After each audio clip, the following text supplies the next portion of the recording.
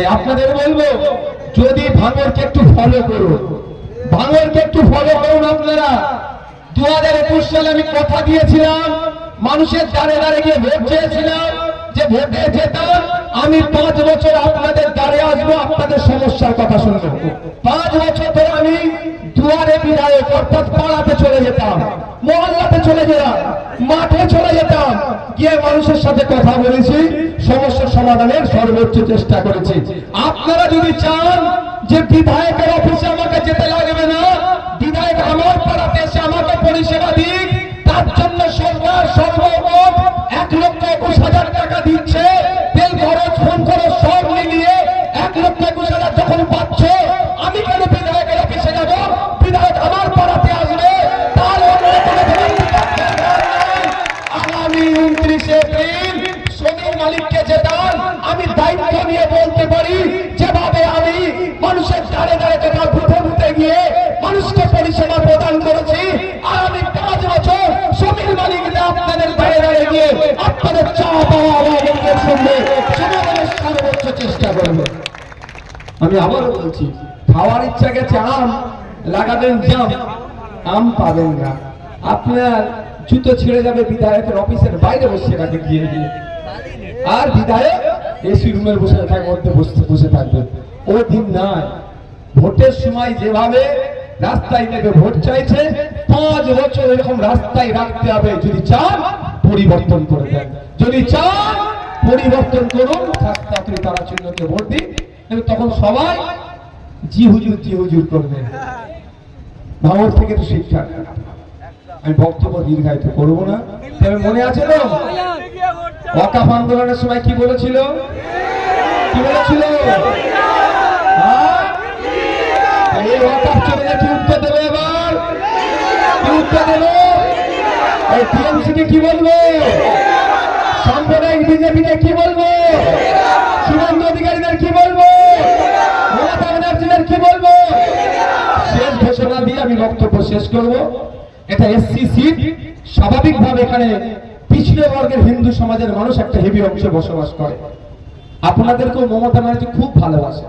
দলিত, আদিবাসী আর মুসলমানকে এত ভালোবাসে, চোখে বান লাগিয়ে কাঁদে মমতা ব্যানার্জি। চোখ দিয়ে পানি না মারলে বান লাগিয়ে দিলে এমনি অটোমেটিক্যালি ঝাঁঝে বান গাড়ে দেয়। আর কি বলবেন, ওরে বাবা এত অশ্রু ঝরাচ্ছে, মানে আমাকে তো আপনারা সিরিয়াস নেন না, সবসময় হাসি, সিরিয়াস নেন না। আমি যদি চোখে বান টান লাগিয়ে দিতাম, কাঁদা কাঁদা করতাম, ওরে বাবা এই আমাদের নেতা। কিন্তু আপনাদের বলি, 22% সংরক্ষণ আছে দলিতদের জন্য, পিছড়ে বর্গের হিন্দুদের জন্য উচ্চ শিক্ষায় আর চাকরিতে। পশ্চিমবাংলা সরকার 22% খাতাই কলমে সংরক্ষণকে মেনটেন করছে, কিন্তু 100 জনের মধ্যে 22 জন যে চাকরি পাচ্ছে, সে কিন্তু প্রকৃত দলিত 22 জন পাচ্ছে না।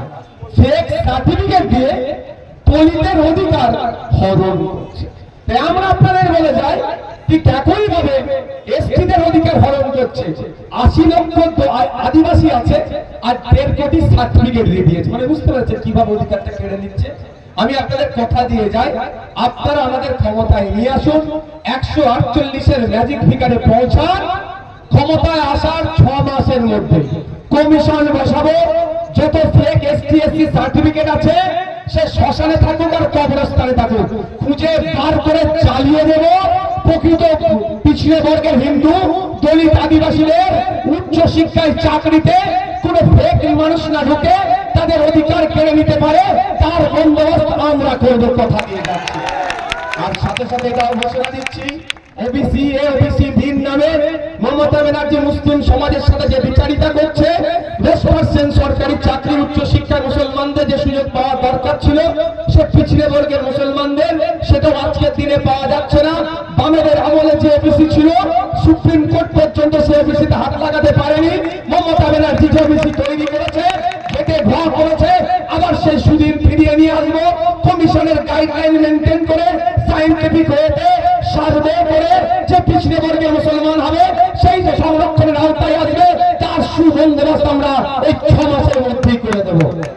তাই বন্ধুগণ, আপনারা ভাবুন কি করবেন। ওসব কে কি বলছে বাবার দরকার নেই, আমার নাজিম উঠো তো। আমার এখানে একবার শোনাচ্ছি, একবার জোটানি তো এটা কে?